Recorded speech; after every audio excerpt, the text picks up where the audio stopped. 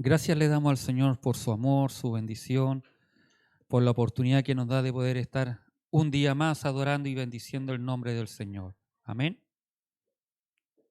No sé qué le pasó a esta cosa. Quiero invitarlo a abrir sus Biblias en el libro de Hechos. Hechos, versículo o capítulo 2. La semana pasada aprendíamos y veíamos que el primer mensaje de Pedro se dividía en 3 áreas. Hoy vamos, si el tiempo lo permite, ver la segunda área en la cual se divide este primer discurso de Pedro, pero vamos a leer solamente el versículo 22 al 24, aunque el pasaje se refiere hasta el 36. Hechos, capítulo 2, versículo 22 al 24, le damos lectura en el nombre de nuestro Señor Jesucristo. Varones israelitas, oíd estas palabras. Jesús Nazareno, varón aprobado por Dios entre vosotros, con las maravillas, prodigios y señales que Dios hizo entre vosotros por medio de él. Como vosotros mismos sabéis, a este, entregado por el determinado consejo y anticipado conocimiento de Dios, prendisteis y matasteis por mano de inicuos crucificándole, al cual Dios levantó suelto los dolores de la muerte, por cuanto era imposible que fuese retenido por ella. Amén. Tome su asiento.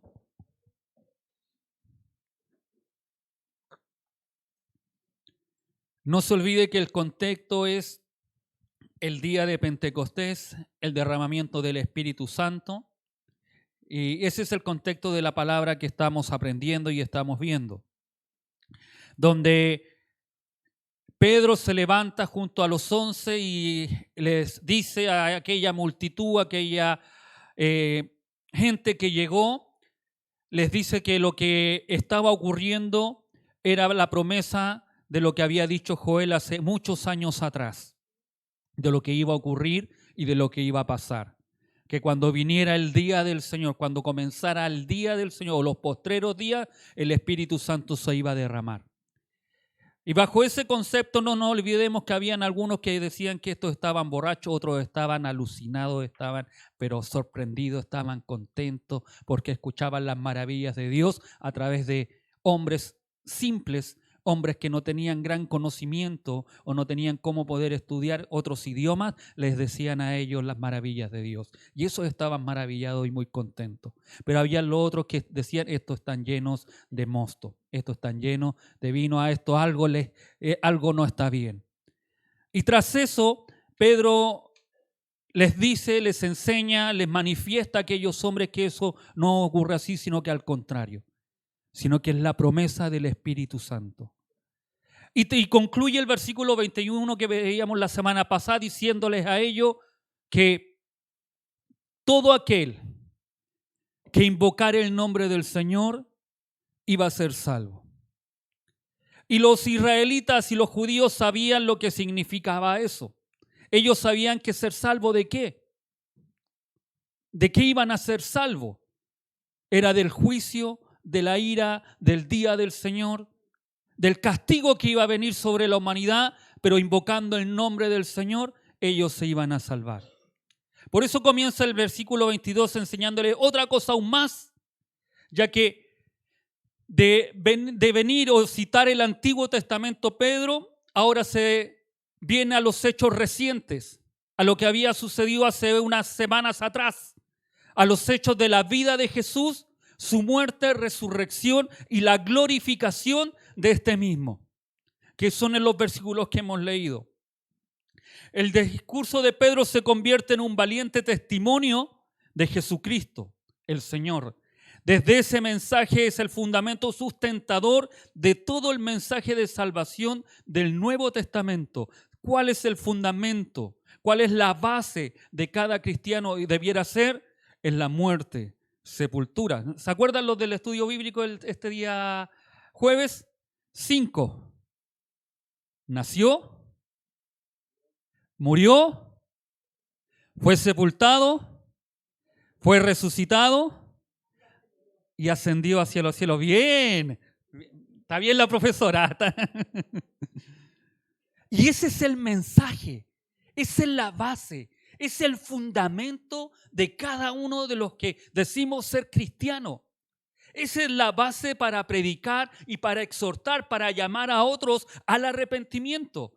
No es que Dios te va a sanar, no es que Dios te va a prometer una casa, Dios te va a dar un auto, Dios va a solucionar todos tus problemas. Si Dios lo hace bien, pero ese no es el fundamento que cada uno de nosotros debemos predicar.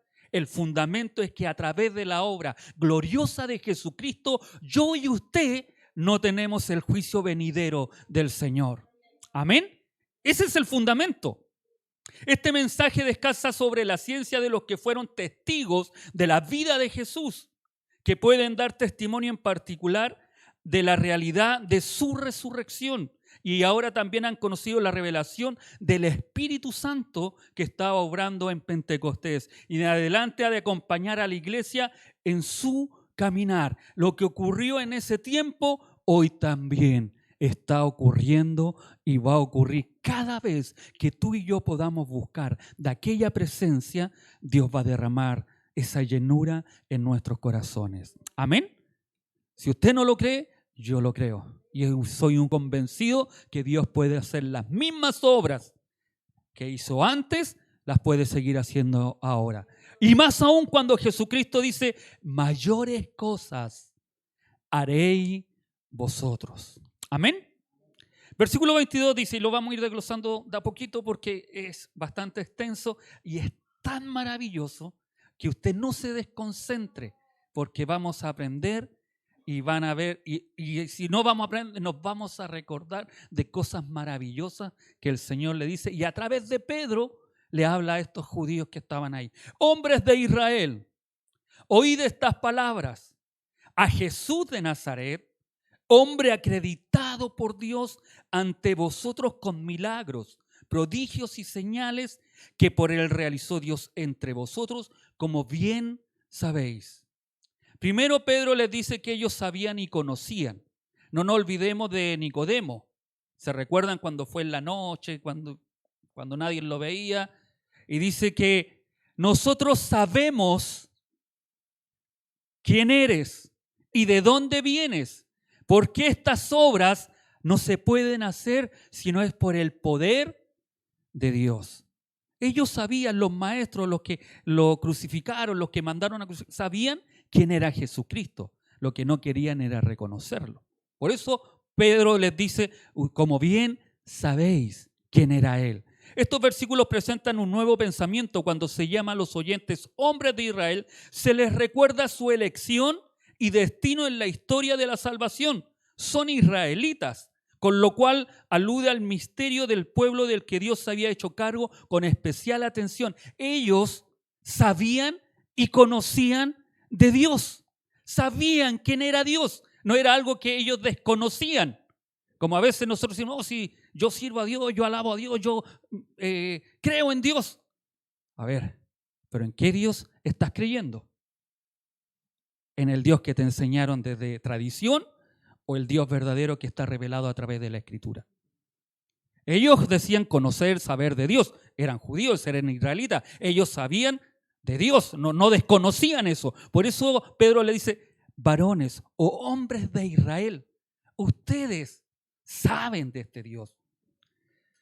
De aquí, del verso 22 hasta el verso 24, nos encontramos con la declaración que se expone detenidamente en los 4 evangelios.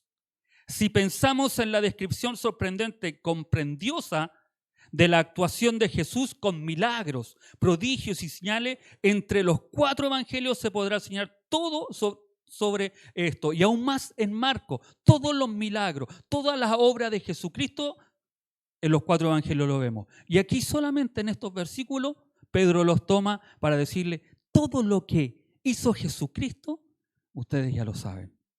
También hay que notar que Pedro dirige la palabra a sus oyentes, como personas que conocen los milagros del Señor. Quizás entre ellos habían testigos reales de lo que habían visto, de lo que Jesús había realizado. Y esto es importante, porque a través de esto nosotros podemos darnos cuenta y no nos podemos olvidar de lo que los evangelios nos dicen sobre la fama de Jesucristo.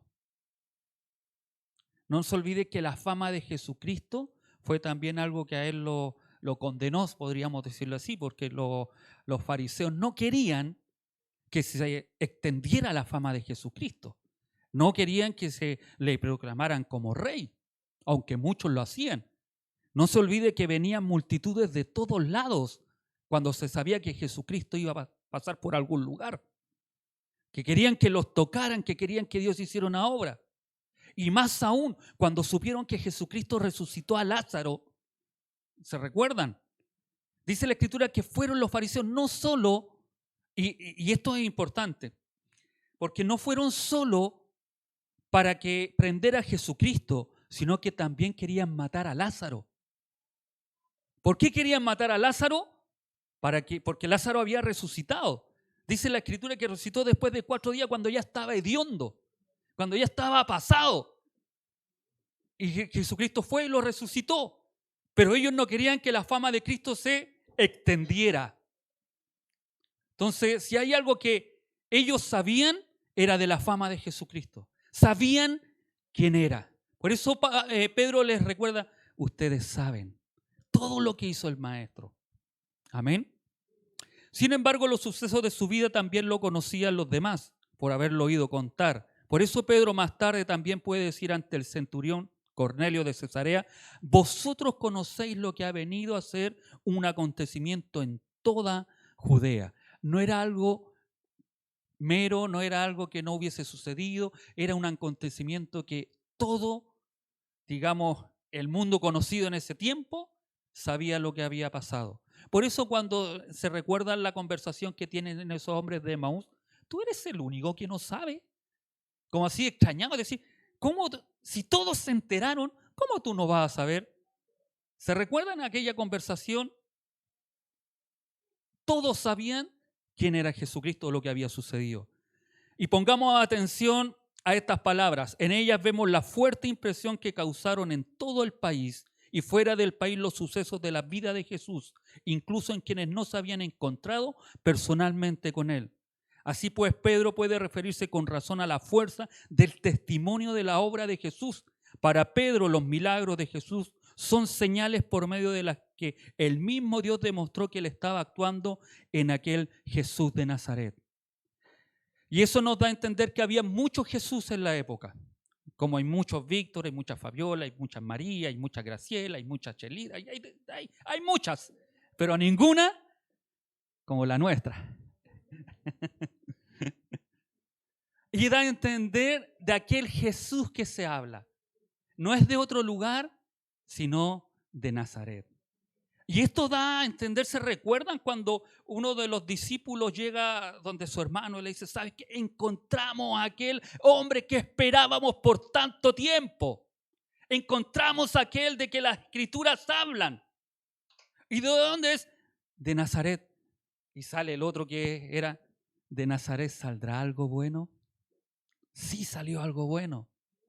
De Nazaret sabemos que Jesucristo nació en Belén, pero fue criado en Nazaret. Por eso es Jesús de Nazaret. Este varón, este hombre, hombres israelitas, este Jesús de Nazaret, este que hizo milagros entre ustedes, este que fue varón aprobado por Dios, qué maravilloso,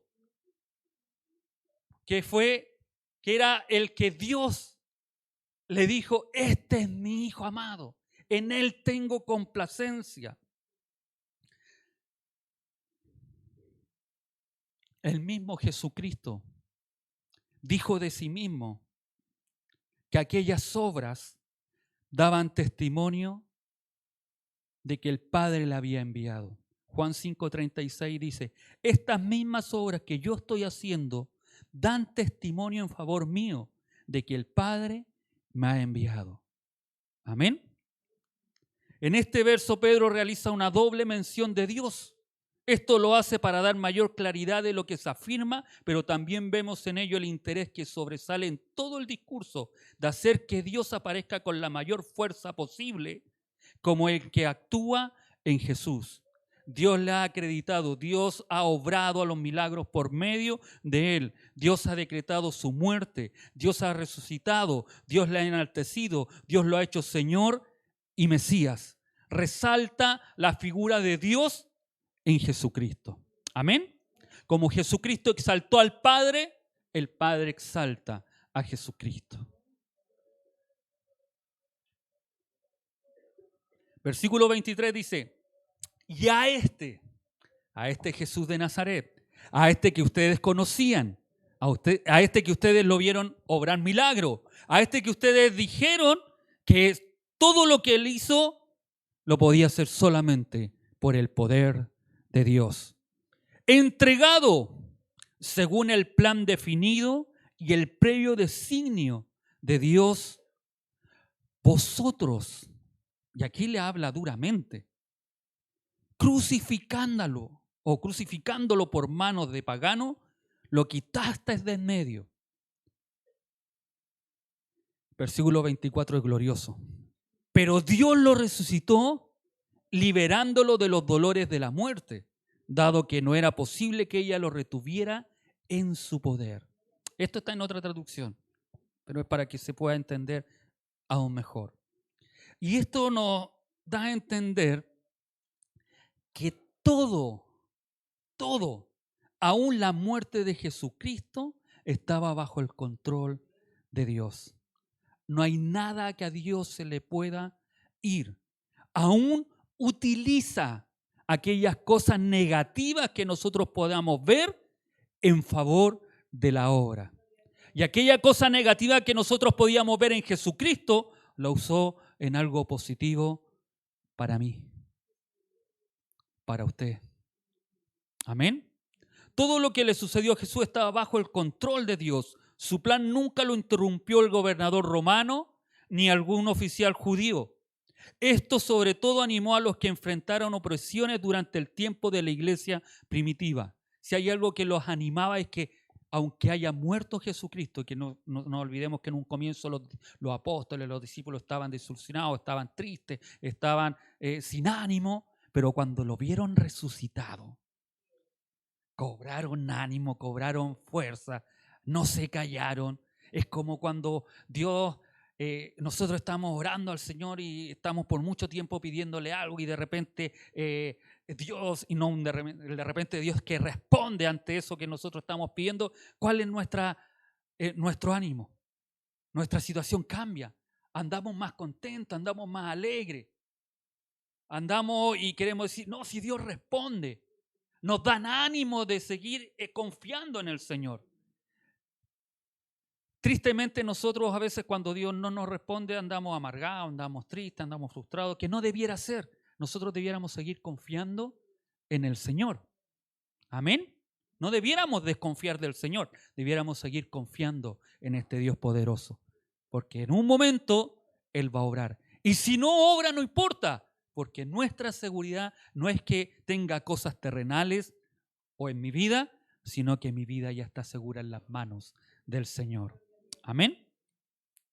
Es significativo lo que se declara sobre la pasión y muerte de Jesús, especialmente en la historia de la pasión. Fue entregado, esta entrega de Jesús que también incluye la traición de Judas, eso sucedió, eso pasó, eso es real. No es un mito, no es una fábula, es la historia. Pedro quiere hacerlo resaltar de acuerdo con la presencia y el plan salvífico de Dios. La muerte de Jesús en su más profundo fundamento no puede explicarse como un acontecimiento motivado por los hombres en el transcurso de la historia del mundo, por más que también cooperen a la muerte del Salvador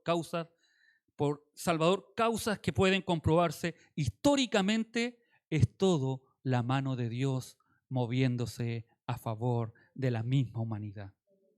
Esta declaración no solamente es un fin particular de los hechos de los apóstoles, también para los demás escritos del Nuevo Testamento es importante este mensaje, cuando dicen que se cumplieron las Escrituras en la pasión de Jesús y que convenía que sucediera de esa forma. O cuando Jesús resucitado dice a los apóstoles, así estaba escrito que el Mesías tenía que padecer. A veces uno ha escuchado comentarios o a veces uno difaria y dice, ¿qué hubiera pasado si Jesucristo no hubiera muerto? Si los judíos no lo hubieran entregado, ¿qué hubiese pasado? Y a veces empezamos a hacer doctrina, apología de cuestiones que no tienen sentido. La historia es, Jesucristo murió. Y murió por mis pecados, murió por mi falta. No fue porque los judíos lo condenaron o los romanos lo crucificaron. Fue por mí.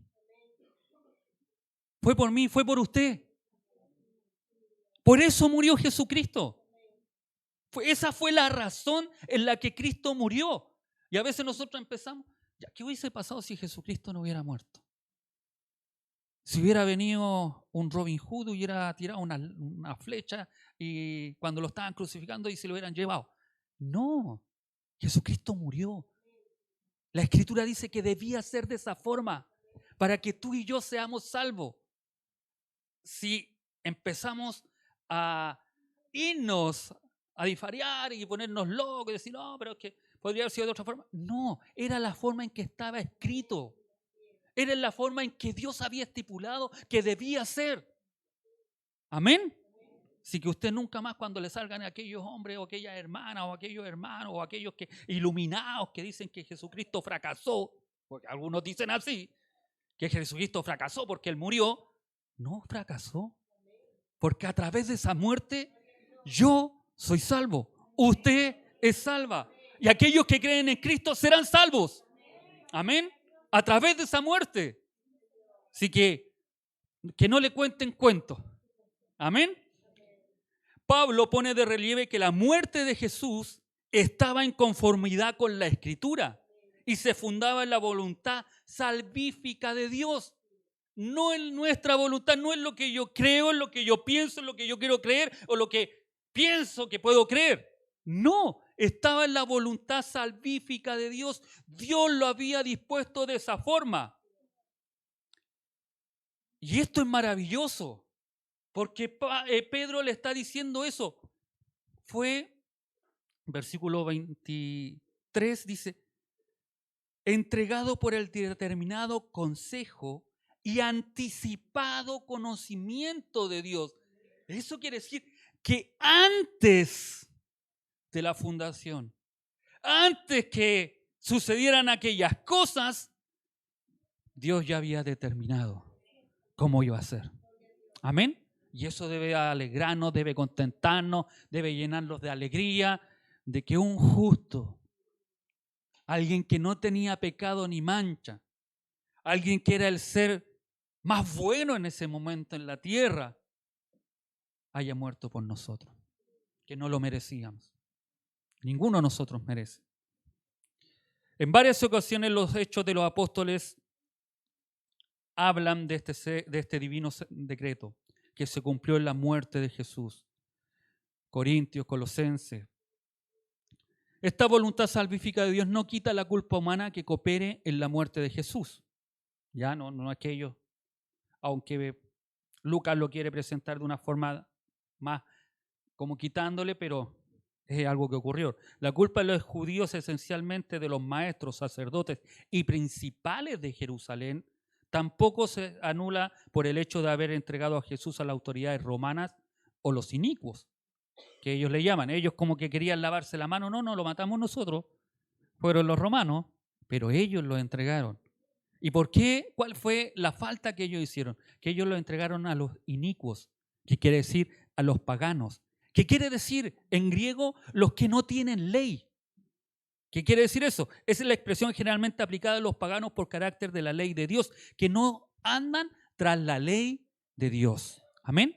Por eso cuando nosotros fallamos, cuando nosotros vamos a las autoridades a demandar a un hermano por esto, otro, y no nos queremos arreglar con Orlandito y vamos y lo demando porque me hizo una injuria y algo así, y yo en vez de arreglarlo en forma cristiana, me voy a las autoridades, me estoy yendo a los inicuos, a los que andan sin la ley de Dios.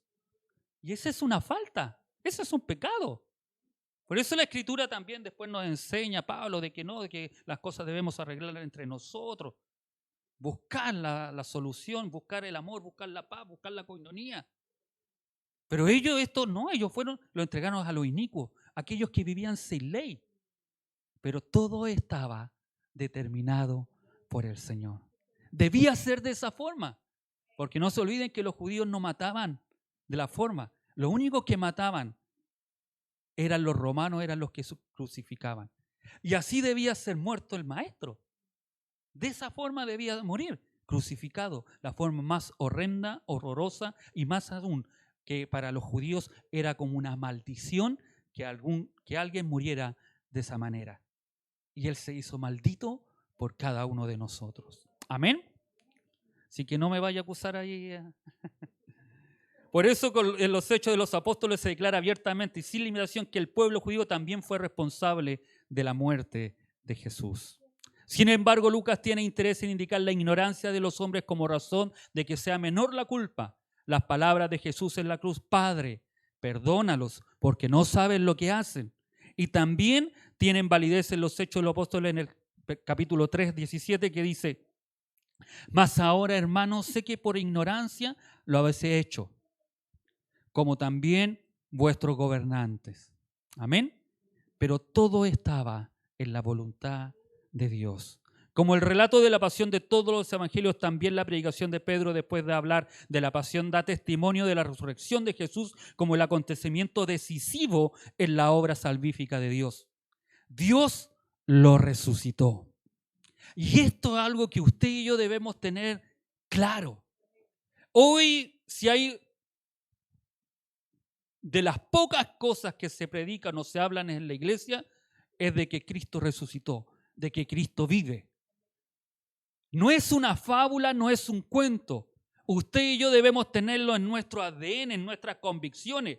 Yo sirvo a un Dios vivo, a un Dios real, a un Dios que no me cuentan la figurita o la escuela dominical. No, es el Dios real que existe, que está y que se mueve y que está con nosotros día a día.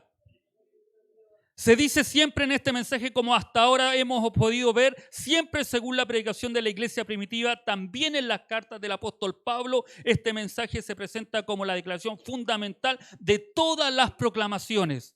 Así como Cristo fue resucitado de entre los muertos por la gloria del Padre. Si hay algo que Pedro llamaba, decía, Dios lo resucitó. Se afirma en una de las muchas frases que se refieren en particular. Dios vive, Dios es real, Cristo está vivo. Amén. Este modo, la resurrección de Jesús se compara mediante una peculiar metáfora con un nacimiento por parte de la muerte. Cuando hablamos el dolor que habla ahí la Escritura, normalmente en el griego se refiere al dolor de parto, a un dolor que existe, que hay y que es doloroso. La muerte no fue fácil. Aún Jesucristo la sufrió. Aún Jesucristo decía, si fuere de mí pasa esta copa, pero que no se haga mi voluntad, que se haga más la tuya, Señor. Y todo lo que padeció, todo lo que sufrió en ese proceso de agonía, de muerte, fue doloroso. Pero aún a pesar de eso doloroso, salió en victoria.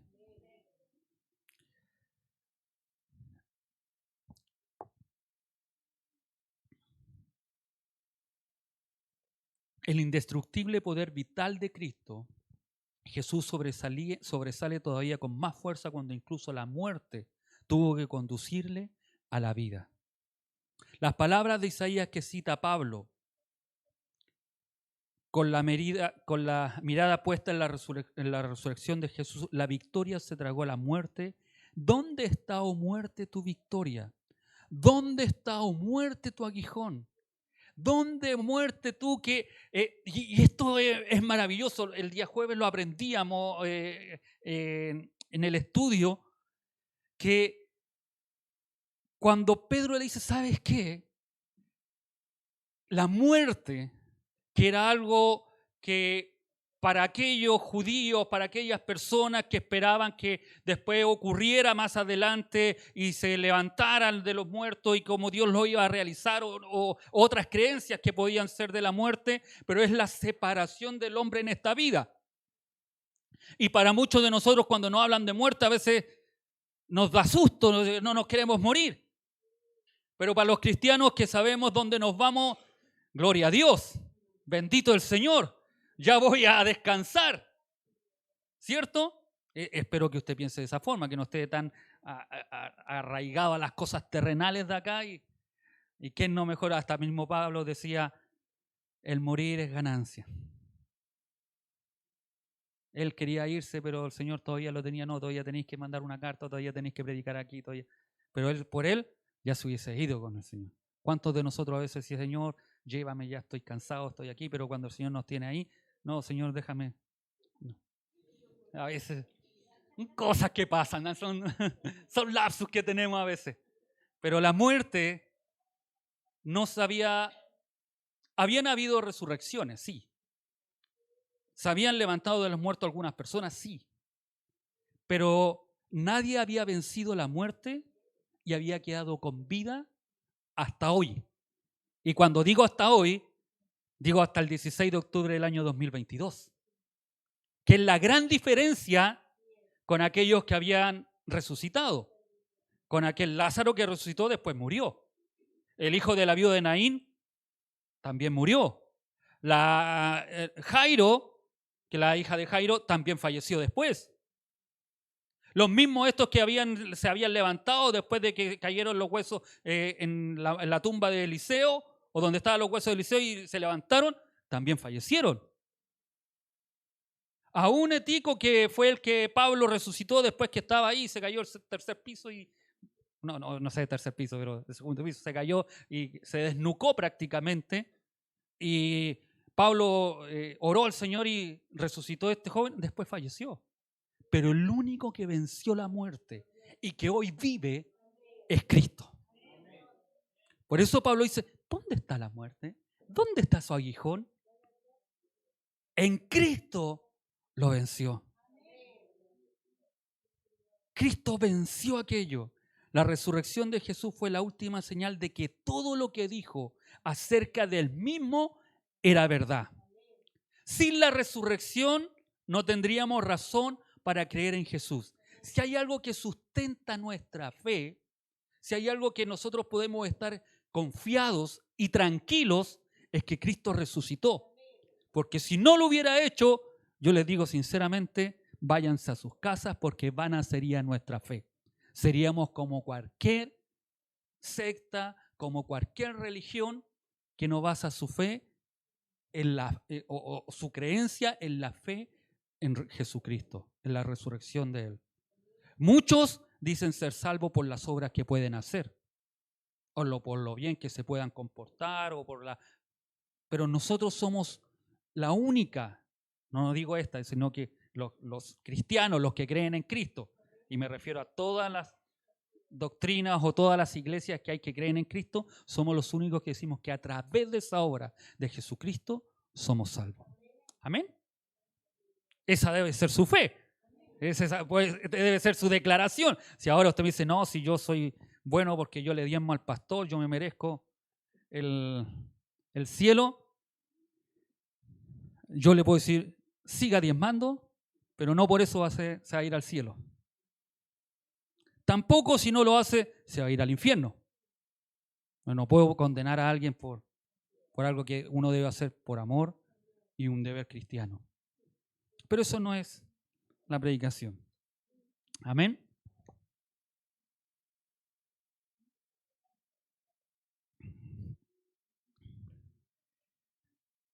Y a base de esta fe es donde David declara, donde Pedro toma un salmo para declararles por qué él decía que Jesucristo era el Señor. Porque David dice a propósito, versículo 25, porque David dice a propósito de él, yo veía al Señor delante de mí continuamente. Y esto es importante, nosotros decíamos que Pedro estaba diciendo que al conocimiento de que Dios todo lo que había realizado lo había.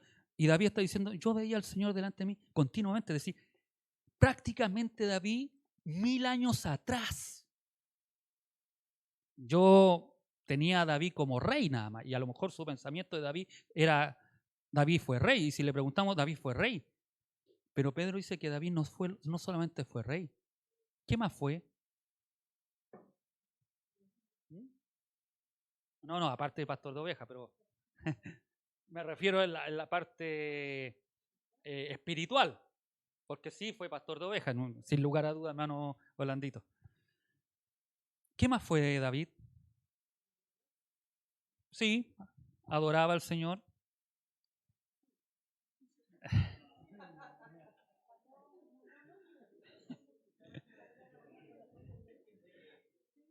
Por ahí va hermana Berito.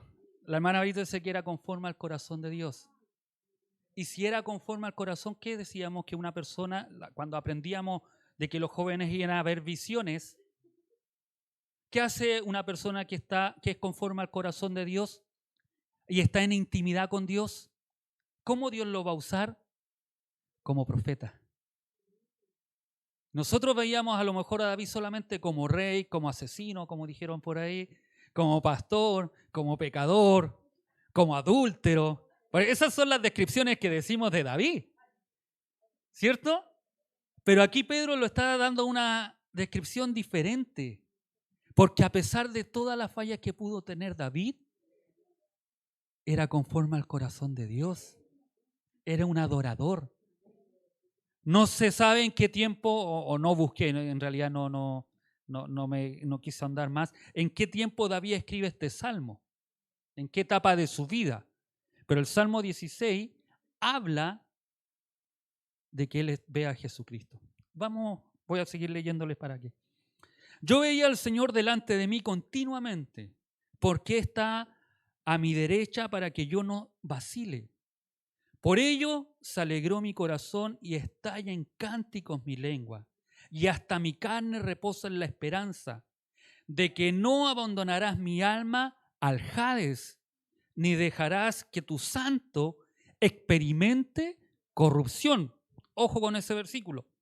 Me diste a conocer caminos de vida, me henchirás de delicias junto a ti. Salmo 16 del 8 al 11. La parte crucial de la cita está en el verso 27, porque no dejarás mi alma en el Hades, ni permitirás que tu santo vea corrupción. Esa palabra corrupción viene de la palabra de corrompido, de la carne que se pone putrefacta después que tiene su proceso y muere. No se olvide que usted se deja una carne ahí al sol, a la intemperie, aunque la cubra, todo eso, después de unos días se va a poner hedionda, va a estar putrefacta. A esa corrupción está diciendo el salmista hace muchos años atrás. Y está hablando de que el santo, es decir, el santo, su cuerpo no iba a ver corrupción. ¿En qué día fue levantado Jesucristo? ¿Y cuándo se empezaba a putrefactar el cuerpo? Al cuarto día. Imagínense, es decir, nosotros a veces pasamos, uy, qué lindo, que el santo no va a haber corrupción. Pero está hablando de Jesucristo. El santo iba a ser levantado. El santo se iba a levantar de entre los muertos. Su cuerpo, que obviamente estaba muerto, aún así, muerto, no se iba a corromper. Porque Dios no lo iba a permitir. Esta conciencia de Pedro hace alusión al Salmo 16, refiriéndose a la persona del Mesías. A propósito de él, Pedro y la iglesia primitiva saben con toda seguridad que este Mesías es Jesús de Nazaret, el cual ha sido acreditado por el mismo Dios en su dignidad de Mesías, con los milagros, prodigios y señales que habíamos hablado anteriormente. El pueblo de Israel sabía. Cuando Pedro llama a este salmo se los menciona y les dice que el santo no iba a haber corrupción, que el santo no iba a vencer la muerte, le está diciendo de este Jesús. Amén. ¿Qué le había dicho anteriormente? Que ustedes crucificaron. Palabra dura, es decir, le está encarando su falta, su pecado. A veces nosotros tenemos que ir suavemente a los hermanos o a las personas que están en pecado, no debemos decírselo. No, aquí Pedro está yendo con todo ante ellos. No le está poniendo adornitos, no le está poniendo florcitas, no, le dice, ustedes lo crucificaron. Amén. Cuando una persona está en pecado, esta falta, nosotros debemos decírselo. La diferencia está de que hay una salida a esa falta que nosotros también debemos decirle, porque Pedro lo hace. Y esto es maravilloso lo que empieza a suceder aquí me apasiono yo, como decía la pastora, me apasiono. Pero el mayor milagro tuvo lugar por medio de su resurrección, por eso el apremiante deseo de la iglesia primitiva fue lograr en favor de la resurrección el testimonio de la revelación del Antiguo Testamento. No nos olvidemos nunca que el Antiguo Testamento fue sombra de lo que ha de venir. Amén. Eso lo hemos aprendido en los estudios bíblicos. Estuvo como 3 semanas la pastora diciéndole que el Antiguo Testamento es sombra de lo que ha de venir. No sé si se recuerdan, pero yo me recuerdo que la pastora decía, esto es sombra de lo que va a venir, esto es sombra. El Antiguo Testamento nos declara lo que iba a suceder. Por eso los escritores del Nuevo Testamento citan versículos del Antiguo Testamento para decir, esto es así. Cuando usted vaya a hablarle a alguien, no hable de lo de usted. Hable de lo que la Escritura dice. Amén. Esto dice la Escritura. Si no eres frío ni caliente, te vomitaré. Amén. Ahí me puse duro. Hermanos, séame permitido deciros resueltamente acerca del patriarca David. Sigue diciendo y toma otro salmo acá. David dice, ¿y por qué les dice esto? Porque ellos pensaban algunos judíos pensaban que estaba hablando de David mismo. Y no está hablando de David. ¿Por qué motivo?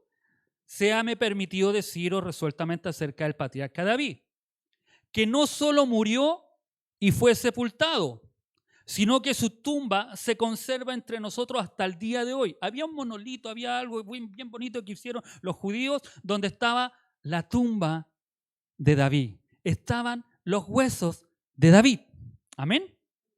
Hasta el día de hoy, pero siendo como, y aquí es por eso digo que yo aquí aprendí de que David era profeta, sí, pero siendo como era profeta, así dice la Escritura, ¿cierto? Y sabiendo que Dios le había asegurado con juramento una promesa que Dios le había hecho a él, que un descendiente suyo se sentaría sobre su trono. Amén. Previendo el futuro, muchos años atrás, no fue Salomón y después los otros reyes o descendientes de David fueron peores. De hecho, es por lo mismo la decadencia que vino después de David, de Salomón y hasta por ahí Salomón, vino una decadencia en los descendientes de David, pero fue monstruosa, que llevó a los años 605, 597, hasta el 586, cuando fue destruido Jerusalén completamente. El reino se dividió en 2 naciones, el reino del norte, el reino del sur, y vino todo eso. Y uno podría decir, ¿de dónde saldrá? Cuando uno empieza a ver el Antiguo Testamento y empieza a ver la historia de los reyes, ¿de dónde iba a venir aquí un Salvador, un Redentor, uno de la descendencia de David, que fuera santo, que fuera sin pecado? Uno no podía ver por ningún lado. Si uno ve la historia, pero vino uno. Amén. Dice, previendo el futuro, habló de la resurrección de Cristo, que no sería abandonado al Hades, ni su carne experimentaría corrupción, lo que decía el versículo 27. A este Jesús Dios lo resucitó y todos nosotros somos testigos de ello. Amén.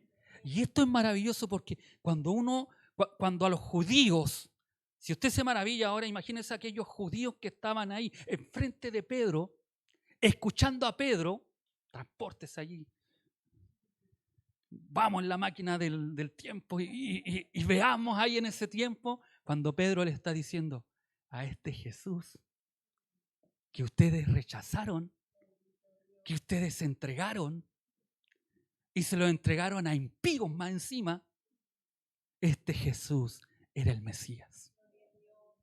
Este Jesús es el que habla a David, que su cuerpo no iba a haber corrupción, que Dios le iba a levantar de entre los muertos y que él más encima se gozaba porque lo veía a la diestra de Dios.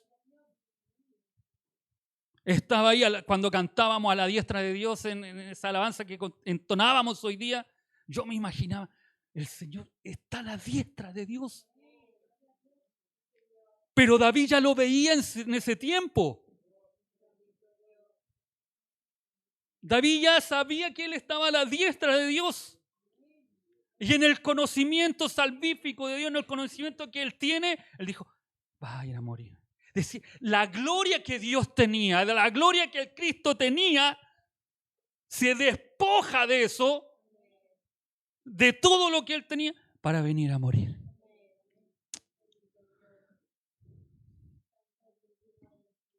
Ahora la predicación de Pedro encuentra manifestada en este salmo la resurrección de Jesús a causa de que en el versículo 30 se designa a David como profeta. Pedro puede hacer referencia al sepulcro de David, que entonces estaba en Jerusalén como un magnífico monumento, antes de que se desmoronara en el tiempo de la segunda rebelión judía en el año 132 y 135 después de Cristo. En ese tiempo, 132 y 130, ahí recién el monumento, recién la tumba de David fue destruida, pero por la rebelión de los judíos. Entonces, en ese tiempo, cuando Pedro les llama y les dice, no puede ser David, porque la tumba está ahí. Y están los huesos ahí. Pero ¿saben qué? Ustedes, y esto es maravilloso, porque aquí uno entrelaza, se acuerda, se apasiona. Ustedes, que después que Jesucristo resucitó, aún fraguaron, pagaron, quisieron hacer y decir que los discípulos habían venido en la noche a robarse el cuerpo. Porque eso habían hecho los judíos. Hecho eso, entonces, por eso le digo, Pedro diciéndole a ellos lo que ustedes estaban haciendo. Y más aún cuando es resucitado, cuando hay evidencia, cuando hay testimonio, cuando la gente empieza a decir, y 500 personas, dice la Escritura, que vieron a este Jesucristo resucitado. Dar el testimonio de una persona, es decir, si usted lo ve, la Catita está estudiando, ya está casi por terminar ya la Catita. Está casi por terminar ya y vas a titular una abogada de nuestro país. Para poder ir a demandar a alguien o hacer algo, la persona tiene que tener testigos. Si no tiene testigos, es mejor que ni vaya. Porque el demandado puede ir una contrademanda. Es decir, si el blandito no tiene testigos para ir a acusarme, es mejor que ni vaya.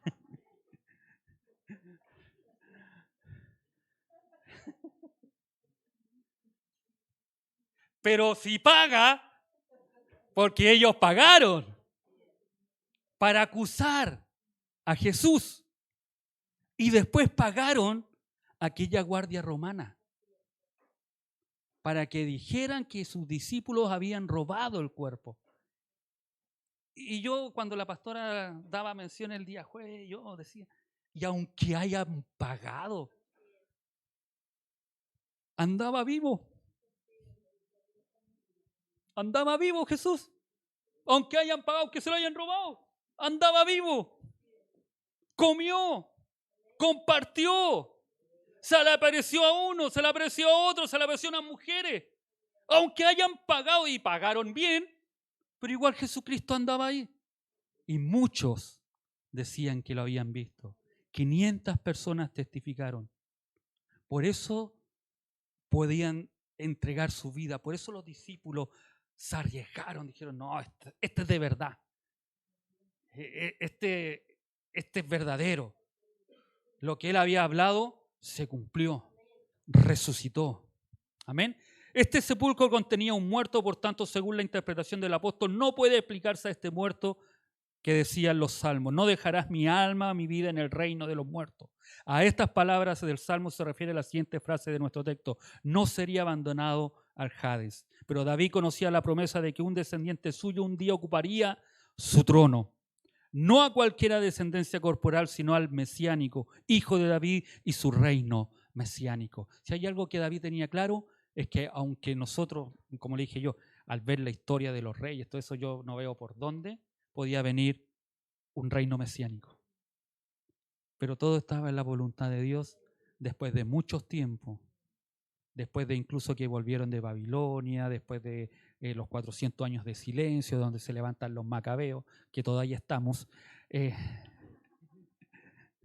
todavía existimos. Que hable por mí nomás. Míralos como son.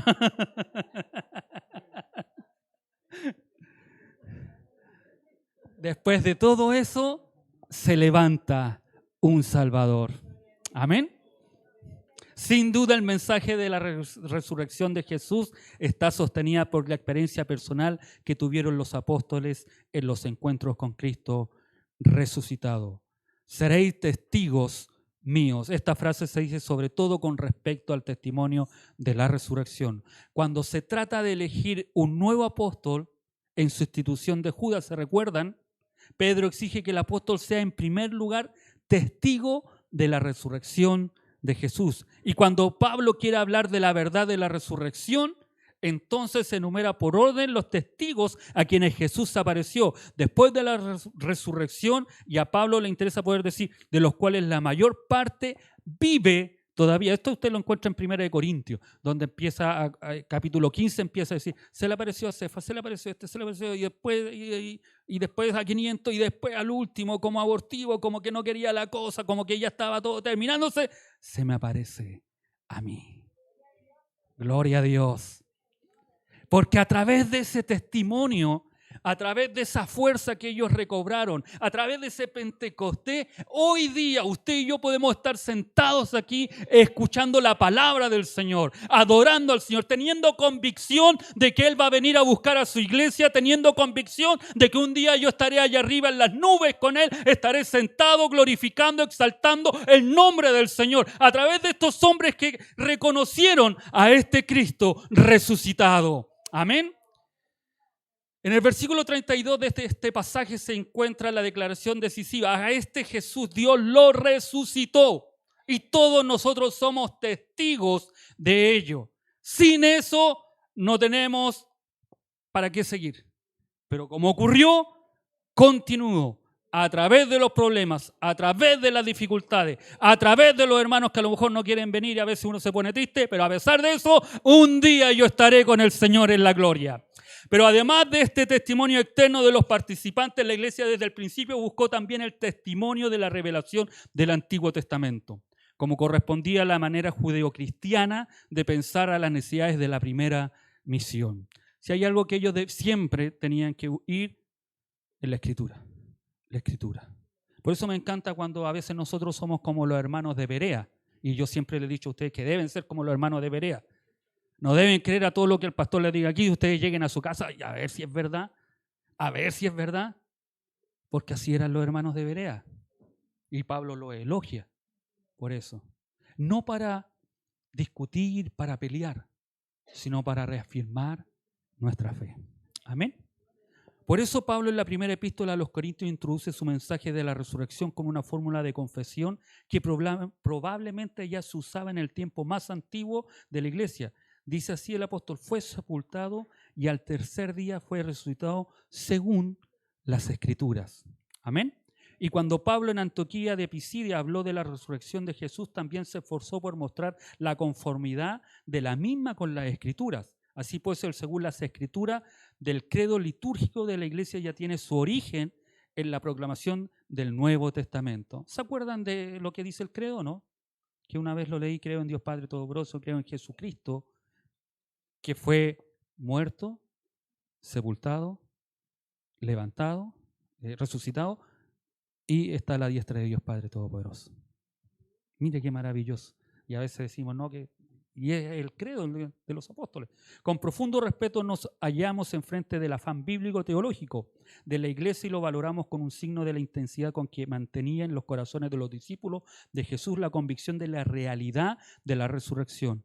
Pero la afirmación decisiva y la más importante sigue siempre siendo la frase exteriormente tan corta en el contexto de los discursos de Pentecostés: a este Jesús lo resucitó y todos nosotros somos testigos de ello. Todo a pesar de todo, ellos decían, ¿sabes qué? A pesar de lo que quieras decirme, a pesar de que quieras negarme, a pesar de que no quieras seguir escuchando, pero yo sé.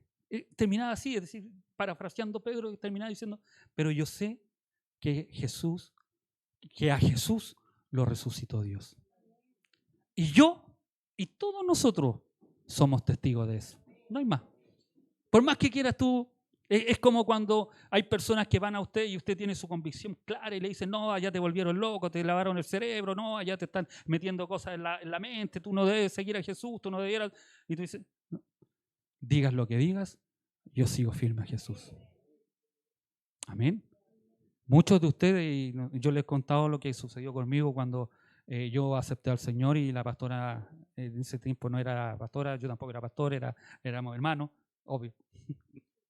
Y estuve contra la espada y la pared cuando ella me dice, elige entre Dios o nosotros. Y como yo tenía mi convicción y tenía claro quién era este Dios, escojo con el dolor de mi corazón, y se lo dije así, es decir, en el sentido de perder la familia, de que lo que podía pasar, escojo a Dios. Después ella dice, yo quiero tener lo que tú tienes. Yo quiero tener y saber de ese Dios que te transformó a ti, que fue más poderoso de que me escogieras a mí. Yo siempre he amado a mi esposa, siempre he amado a mis hijos, pero en ese momento estaba escogiendo a Dios. Y eso llevó a que ella después llegara y ahora es más espiritual que yo.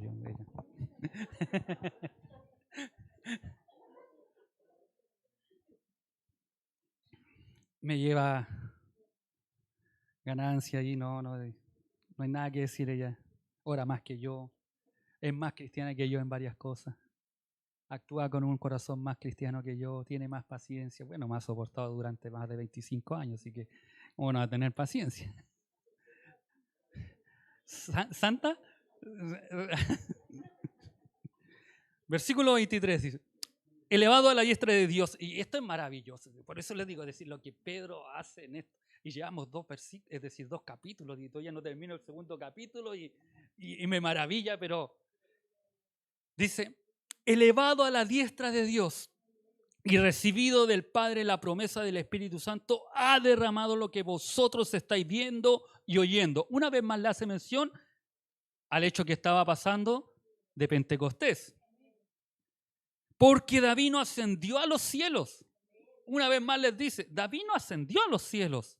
Y sin embargo dice, dijo el Señor a mi Señor, siéntate a mi diestra. Es decir, David está mirando en visión y años atrás. Dice, el Señor le dijo a mi Señor, Dios le dijo a Dios. Eso es lo que está diciendo. Pone al mismo nivel. Y por eso algunos dicen, pero ¿cómo Jesucristo? Y por eso los israelitas, ¿qué pasó? Y lo que sucede en el versículo 37 es, pero genial. Es genial lo que ocurre en el versículo 37. Véanlo después en el versículo 37, lo vean en su casa. Hoy día vamos a llegar hasta el 36 nomás. Si es que no me apasiono y ustedes quieran oír lo que dice el versículo 37. Continúo. Dice, porque David no ascendió a los cielos y sin embargo dice, dijo el Señor a mi Señor, siéntate a mi diestra hasta que ponga a tus enemigos por estrado de tus pies. Salmo 110:1. Dios no le está hablando eso a David, le está diciendo al Señor, siéntate aquí y espérate. Espera, guachito. Espera. El Señor le dijo a mi Señor, espera aquí hasta que ponga todos tus enemigos por estrado ante tus pies. Después de hablar de la resurrección, Pedro dirige la mirada al Señor elevado o glorificado. El pensamiento es importante en vista de los acontecimientos de Pentecostés, porque el envío del Espíritu Santo, cuya realidad se denota en la perceptibilidad externa por medio de los sentidos humanos, solamente puede ser la obra del Señor sentado en el trono de Dios. solamente podía ocurrir que el Espíritu Santo descendiera en Pentecostés y fuera el compañero nuestro día a día, solamente cuando el Señor estuviera sentado en el trono de Dios. Es el momento en que Jesucristo en muchas oportunidades le dijo, es necesario que yo me vaya para que pueda enviar al Consolador, el que estará con ustedes hasta el fin de los tiempos, hasta que la iglesia sea levantada, sea sacada. Ahí se termina la obra del Espíritu Santo y empieza el día grande y terrible del Señor. Amén. Elevado a la diestra de Dios, Pedro y toda la comunidad primitiva conocen esta elevación. Hasta esta fe está garantizada por la experiencia de las apariciones de Jesús, una de las cuales fue la memorable aparición a despedida antes de la ascensión a los cielos. ¿Se recuerdan? Ellos estaban ahí, Jesús aparece, todo eso, y de repente ellos están conversando, Él les da una instrucción y vienen y empieza a elevarse entre las nubes. Y llegan unos hombres, unos ángeles, ¿y ustedes qué están viendo? ¿Ustedes qué están haciendo? Asimismo dicen, como este fue levantado, como este fue ascendido a los cielos, asimismo vendrá a buscar a su iglesia. Por eso digo que es maravilloso lo que Pedro le está diciendo. Con testimonio, nosotros vimos ascender a este Jesucristo. Este que fue muerto, fue golpeado, fue escupido, fue rechazado, hasta por nosotros podría decir Pedro. Hasta yo lo negué, podría decir Pedro.